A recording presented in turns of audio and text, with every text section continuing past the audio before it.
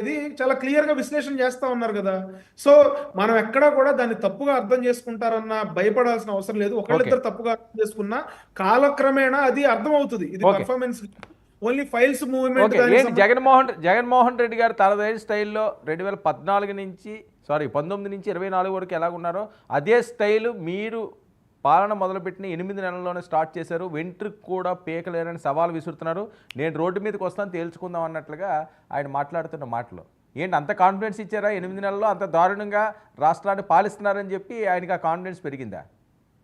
కాదు సార్, ఇప్పుడు జగన్మోహన్ రెడ్డి గారు వెంట్రుక పీకాల్సిన అవసరం మాకేంటి సార్?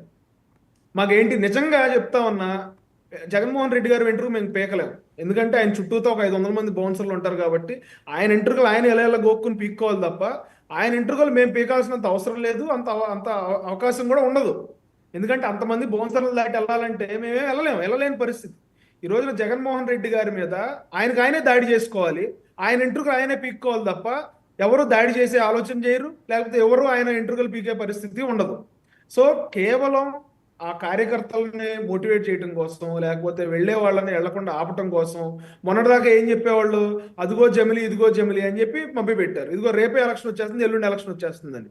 ఈ రోజున ఏం చెప్తా ఉన్నారు, ఆయన కొన్ని రోజులు బయటికి వెళ్ళి వచ్చాడు. బయటికి వెళ్ళి వచ్చిన తర్వాత సోషల్ మీడియాలో కూడా స్టఫ్ ఏం లేదు, ఎవరు ఆయన గురించి మాట్లాడుకోవట్లేదు.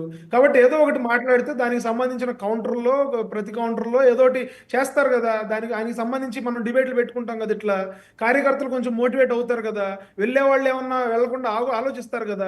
వీటన్నిటి దృష్ట్యా ఆయన ఏదన్నా మోటివేషనల్ క్లాస్ పెట్టుకుని ఆ కార్యకర్తలు ఎదురుకుండా మాట్లాడి ఉండొచ్చు తప్ప ఆయన వెంట్రుకలు మేమేం పీకాల్సిన అవసరం లేదు.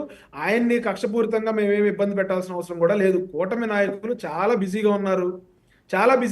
మీరు ఇందాక ర్యాంకుల గురించి మాట్లాడారు. ఏ రోజన్నా వైఎస్ఆర్సీపీ ప్రభుత్వంలో పలానా మంత్రి ఎలా పనిచేశాడు, లేకపోతే ఈ శాఖల మంత్రి ఎలా పనిచేశాడు, ఇవి ర్యాంకులు, లేకపోతే వరస్ట్ ర్యాంకులు, లేకపోతే టాప్ టు 10, టాప్ 1 to 10 ఇవి ర్యాంకులు అని ఎప్పుడన్నా చెప్పిన పరిస్థితి ఉందా? లేకపోతే ఈ మంత్రికి సంబంధించిన శాఖకి సంబంధించి సీఎం గారు పిలిపించుకుని రివ్యూ, ఆ రోజున జగన్మోహన్ రెడ్డి గారు పిలిపించుకుని రివ్యూ చేసిన పరిస్థితి ఉందా? లేకపోతే సరిగ్గా మాట్లాడిన వాళ్ళని పిలిచి మందలించిన పరిస్థితి ఉందా? లేకపోతే సోషల్ మీడియాలో రెచ్చిపోతున్న వాళ్ళని పిలిచి ఏదైనా ఓకే. మందలించిన పరిస్థితి ఉందా?